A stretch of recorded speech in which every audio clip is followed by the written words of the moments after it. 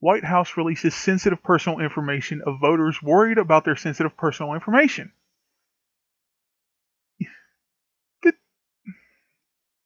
That just hurts my head to see that. The White House on Thursday made public a trove of emails it received from voters offering comment on its Election Integrity Commission. The commission drew widespread criticism when it emerged into public view by asking for personal information, including addresses, partial Social Security numbers, and party affiliation on every voter in the country. The fact they had the balls to ask for that is mind-blowing.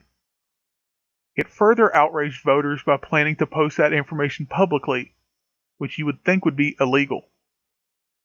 Voters directed that outrage toward the Trump White House and the Voter Commission, often using profanity-laced language in the 112 pages of emails released this week. Do you blame them? This pisses me off too.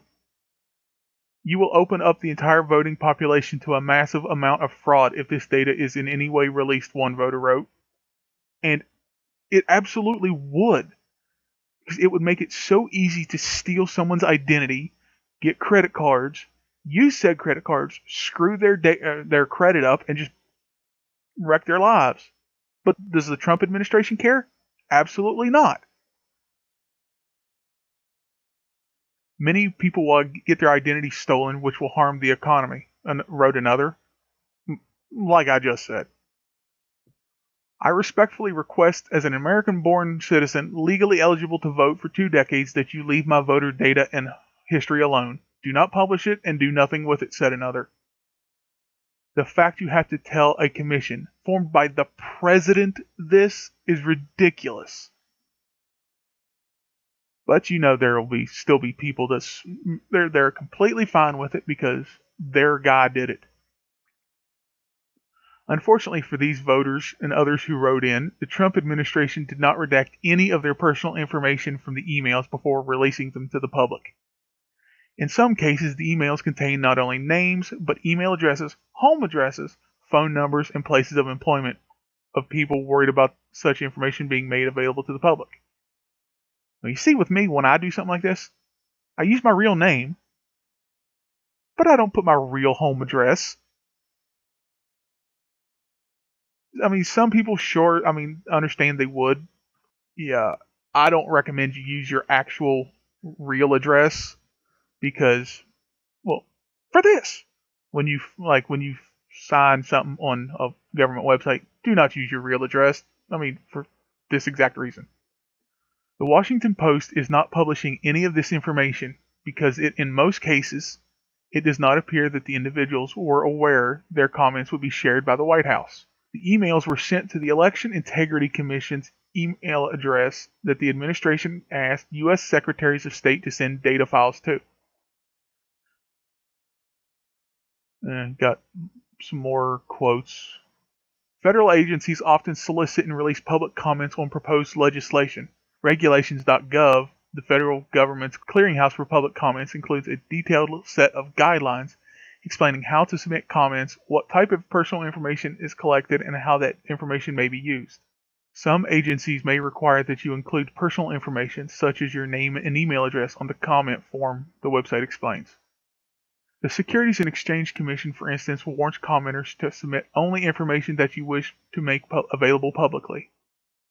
Similarly, the Federal Trade Commission tells commenters that published comments include the commenter's last name and state and country, as well as the entire text of the comment.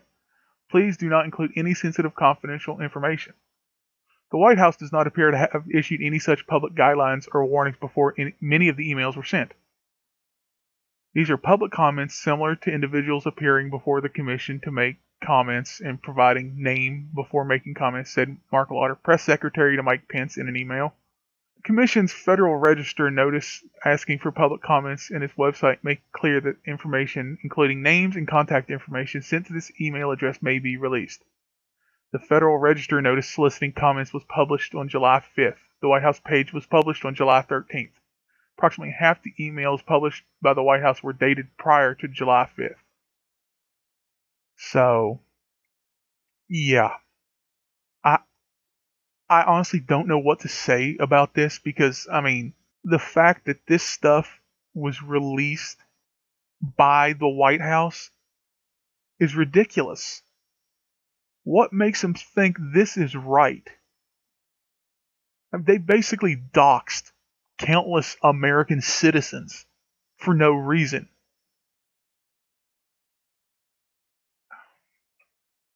There are just so many people that are going to be targets now. And you know the whole reason for this commission and Trump wanting the information is to find out who voted against him so he can retaliate in some way. Because he is so fragile when it comes to his perception and his popularity that he hates it when people don't like him. I guarantee if Obama had done this, Republicans would be up in arms about it. But no, it's a Republican president, so it's cool. I mean, of course, there are some that are pissed off about it, and rightfully so.